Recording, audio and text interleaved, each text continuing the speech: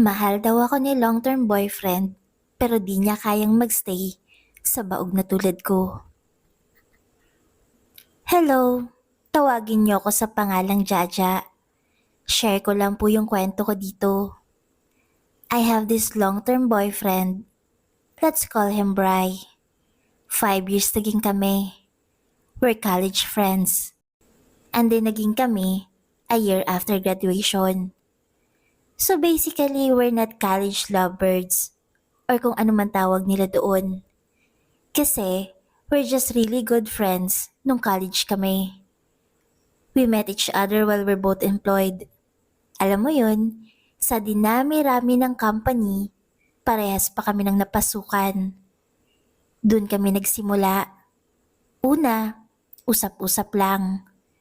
Since magkakilala nga kami nung college, hanggang sa umabot na tinutukso na kami sa office. And na-realize namin pareho na why not, 'di ba? Parehas naman kami nasa tamang edad na. By the way, no boyfriend since birth pala ako nung nakilala ko si Bry. Tapos siya, may mga naka-fling lang, pero hindi rin talaga siya umabot sa serious relationship. That time, napagkasunduan nga naming why not date, right? Nanligaw siya ng maayos. Nagpaalam sa parents ko and pinakilala naman niya ako sa side niya. The relationship is so smooth na napasagot niya ako. After 6 months, nag-date kami, ginagawa namin mga gusto namin, travel sa kung saan-saan, kain, at kung ano man yung ginagawa ng mga couple. Sobrang okay talaga ng relationship namin. After some time, I think it started during our third anniversary. His relatives expect a lot from us. Halos lahat sila nagtatanong kung kailan kami magsettle, kailan ang kasal, at bubuo ng sariling pamilya. Actually, pinag-usapan naman namin yun, but not totally detailed. We're very comfortable sa relationship namin na kahit ako, sure akong pakakasalan niya ako, pero hindi ko pa alam kung kailan. Syempre that time, ready na ako if ever tanungin niya ako any minute. Brian the other side seems a little bit confused sa mga advice ng mga relatives niya. Sabi niya na third anniversary na what if unahin daw namin muna mag-anak at magpatayo ng bahay and to follow na lang ang kasal. Ever since nakilala ko si Bry, gusto niya talaga magkaanak ng maaga kasi only child lang siya and medyo matanda na rin yung parents niya. He explained din kung bakit yun yung gusto niya at naiintindihan ko naman yun, kaya pumayag ako. That day rin, nag-decide siyang simula ng magpagawa ng bahay gamit ang pera niya. Parehas kaming may ipon na that time and may insurance na rin, pero sabi niya, siya sa bahay at itago ko na lang daw muna yung pera ko. Since guy naman siya, okay naman ako sa plano niya. After a year na simula na ang bahay namin, naging busy ako sa designs. Since hands-on ako sa design ng bahay namin, halos ako lahat nag-asikaso at lahat idea ko. Akala ko magiging okay ng lahat. Not until our 4th anniversary. Nagtaka siya bakit daw hindi ako nabubuntis. I just told him na baka hindi pa talaga time. But he keeps on insisting na baka may mali kasi we're doing the thing eh. Kinukulit niya ako palagi and even sa anniversary namin, yun ang gift na gusto ma-receive niya. Kaya we decided na magpa-check up kaming dalawa para malaman namin. I'm confident na okay ako kasi regular naman akong dinadatnan monthly. But then, gusto pa rin namin makasiguro kaya lumapit na kami sa eksperto. Months after that magpa-check up kami, it turns out na ako ang may problema. Hindi ako makapaniwala kasi bakit ako? Mukha naman akong healthy at wala naman akong nararamdaman na kung ano-ano. Tapos ang sabi ng doktor, may PCOS daw ako. Sabi nila, kaya pa naman daw namin magkaanak if magme-maintain ako ng gamot. Of course, payag kami. Ginawa ko. Iniinom ko ang gamot regularly. But after a year, parang wala pa ring progress sa unti-unting paglipas ng paggagamot ko. Napapansin kong unti-unti ring nawawala sa akin si Bri. Ayokong maging paranoid at ayun palaging nasa instinct ko. Nagsimula siyang late umuwi kasi may dinadaanan daw. May mga lakad sila ng friends niya na exclusive for boys only. Nagtaka ako ba't sa tagal ng relasyon namin, ayokong i-risk ang pakikipag-away para lang doon.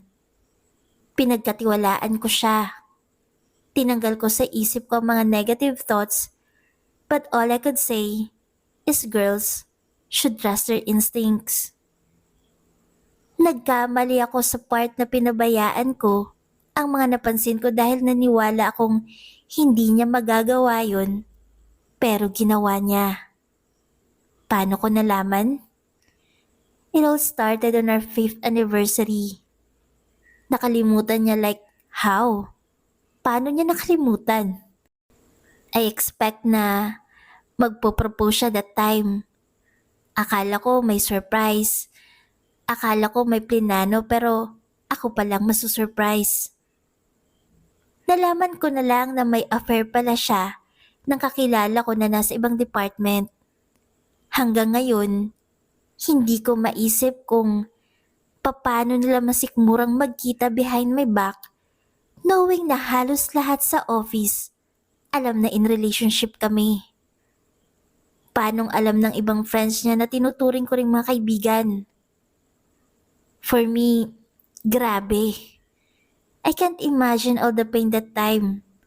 Betrayal ng boyfriend ko, ng kaibigan ko, ka-office mate ko. Lahat hindi ko alam i-handle. Bri initiate the breakup. Ang kapal. We talk and this guy na I thought kilala ko na simula college, turns out na di ko pa pala talaga kilala. Paano niya nasabing mahal niya ako kung hindi niya ako kayang panindigan hanggang dulo?